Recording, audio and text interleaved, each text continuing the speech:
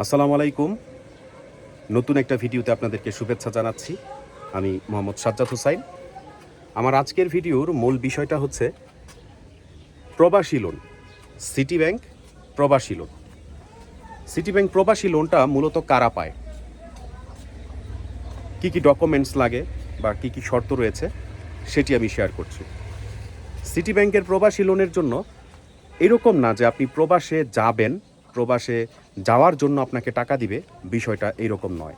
আপনি অলরেডি প্রবাসে আছেন, দীর্ঘ 1 বছরের বেশি সময় ধরে প্রবাসে যেই ব্যক্তি আছে সেই ব্যক্তির জন্য এই লোনটা মিনিমাম 50,000 টাকার উপরে।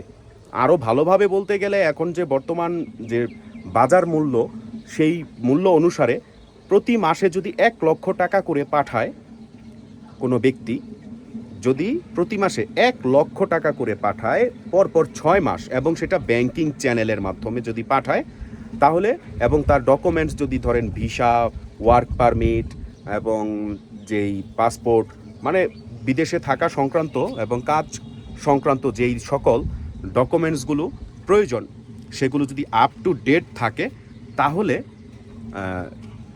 প্রবাসী লোনটা পাওয়া যেতে পারে।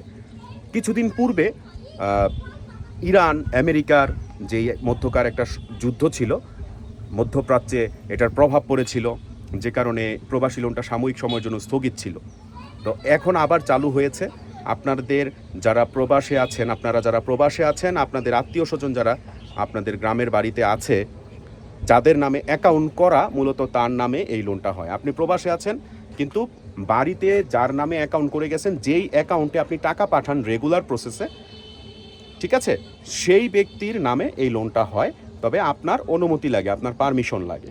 তো সেক্ষেত্রে যেহেতু সিটি ব্যাংকের এই প্রবাসী লোনটা রয়েছে, খুবই ভালো একটি সুযোগ, রেমিটেন্স লোন বলি আমরা এটার জন্য আপনি চাইলে আবেদন করতে পারেন। আপনি আপনার লোন নিয়ে আপনার সাময়িক যে চাহিদা রয়েছে, জমি ক্রয় করা কিংবা বাড়ি ঘর করা, হ্যাঁ, সেটা আপনি পূরণ করতে পারেন। সেটা আপনার ব্যক্তিগত ইচ্ছা, আপনি লোন নিয়ে আপনার কাজে লাগাতে পারেন, সোজা কথা। সো পরবর্তীতে আরও ভিডিও পাওয়ার জন্য অবশ্যই লাইক করে, কমেন্ট করে কিংবা সাবস্ক্রাইব করে পাশে থাকবেন। ভালোর আলোয় আলোকিত হোক পৃথিবী। আল্লাহ হাফেজ।